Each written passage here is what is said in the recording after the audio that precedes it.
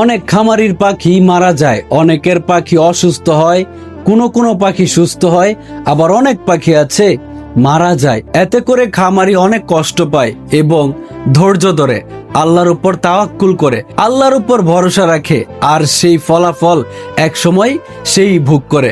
কারণ মহান আল্লাহ পাক রব্বুল আলামিন পবিত্র কোরআনে সূরা বাকারায় বলেছেন, ইন্নাল্লাহা মাআস সাবিরিন, অর্থাৎ নিশ্চয়ই আল্লাহ তাআলা ধৈর্য ধারণকারীদের সাথে আছেন।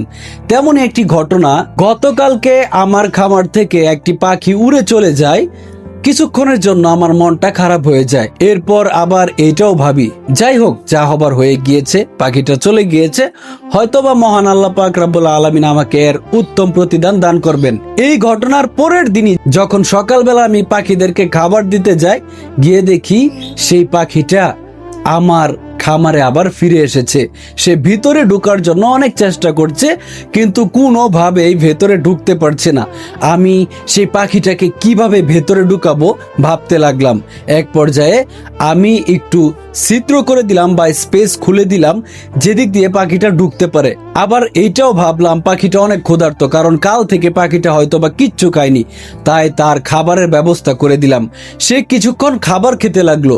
খাবার খাওয়ার পর অন্যান্য পাখিদেরকে দেখে সে ভেতরে প্রবেশ করে, আর আমি এই সুযোগটার অপেক্ষায় ছিলাম। হুট করে আমিও ঢুকে যাই এবং সেই জায়গাটা বন্ধ করে দেই, এবং এই যে দেখতে পাচ্ছেন, আমি পাখিটাকে ধরার চেষ্টা করতেছি। পাখিটা খুব উড়াউড়ি করতেছে। এক পর্যায়ে আমি পাখিটাকে ধরতে সফল হই। আলহামদুলিল্লাহ, মাশা আল্লাহ। একেই বলে আপনার রিজিক কেউ কখনো কেড়ে নিতে পারবে না।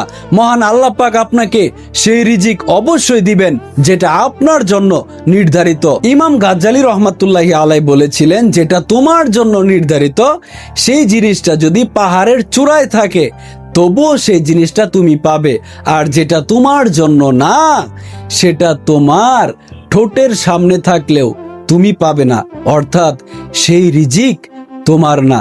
আমাদের সাথে অনেক সময় এরকম ঘটনা ঘটে যায়। অনেক সময় অনেক শখের পাখি মারা যায়। অনেক শখ করে পাখি কিনেছেন, পাখি অসুস্থ হয়ে মারা যায়, তকদিরে ছিল না। আর যেটা আপনার সেটা আপনার কাছে থাকবে, শত অবহেলা করলেও সেই জিনিসটা হারাবে না।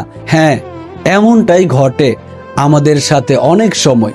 আল্লাহ তাআলা আমাদেরকে সঠিক বুঝদান করুন। আমিন।